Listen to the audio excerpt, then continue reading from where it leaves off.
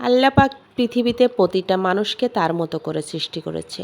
আপনাকে কখনো আমার মতো করে নাই, আমাকে কখনো আপনার মতো করে নাই। প্রতিটা মানুষের চিন্তা, ভাবনা, কাজ, মানসিকতা সবকিছুই আলাদা হবে। এটাই নিয়ম। কখনোই আপনাকে আমার মতো করার চেষ্টা করতে যাবেন না বা কখনোই আমি আপনাকে আমার মতো করার চেষ্টা করতে যাব না। যার, যার জায়গায় তাকে এই সম্মান দেওয়াটা এটা হচ্ছে সবথেকেই ভালো। যাই হোক, সকালবেলা কিছু চা বানিয়ে নাস্তাটা করে নিলাম। তারপর কালকের কিছু ফল ছিল সেগুলো আমার ছেলে গুছিয়ে দিল। তারপর চলে আসছি রান্না করতে। পুরুষ মানুষ যখন ঘরে থাকে না তখন দেখা যাচ্ছে রান্নাবান্নার প্রতি এতটা গুরুত্ব দেওয়া হয় না। তারপরও তো আমাদেরকে খাওয়া লাগে, খেয়ে বেঁচে থাকতে হয়। তাই সেইভাবে কিছু রান্নাবান্নাও করে নিচ্ছি।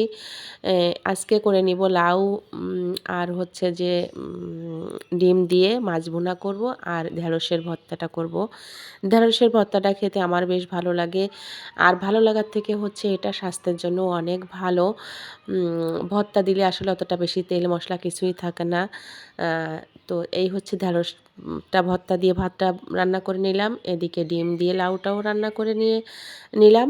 আসলে লাউ অনেকে পাতলা করে কাটে, কেউ মোটা করে কাটে। আমার কাছে লাউটা একটু মোটা করে কাটলে খেতে ভালো লাগে এবং আমি লাউটাকে কখনো খুব বেশি সেদ্ধ করি না। নরম করলে আমার ভালো লাগে না।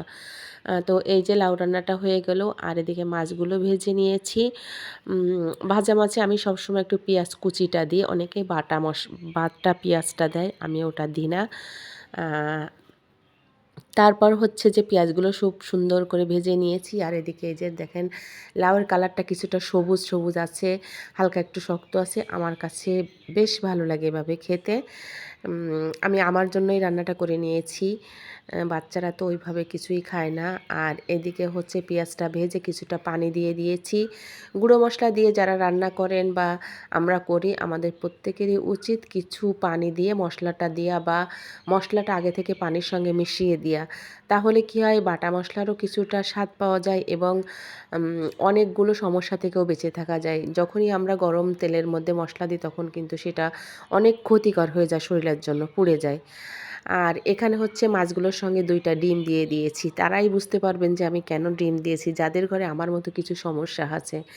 মানে বাচ্চারা আছে, এ এ এটা খায় না, ও ওটা খায় না, এরকম ঝামেলা বর্তমান সময়ের বাচ্চারা বেশি করে ঘরে। তো আমার ঘরে ওই সমস্যাটাও আছে, তাই আমি আমার ছোট ছেলের জন্য ২ টা ডিম দিয়ে দিয়েছি। ২ বেলা ও খাবে আর মাছগুলো আমরা খাবো। তো এই হচ্ছে লাস্টে একটু জিরা দিয়ে দিয়েছি। জিরে দিয়ে নাড়াচাড়া করে দিয়ে আজকে আমার কাছে ধনেপাতাটা নাই। তো যে কারণে না দিয়ে বেশ এই যে নেড়াচাড়া করে রান্না শেষ করে ফেলবো। তো এই হচ্ছে আমার আজকের রান্নাবান্না ছিল। ঢেঁড়স ভর্তা, ভাত, মাছ ভুনা, লাউ।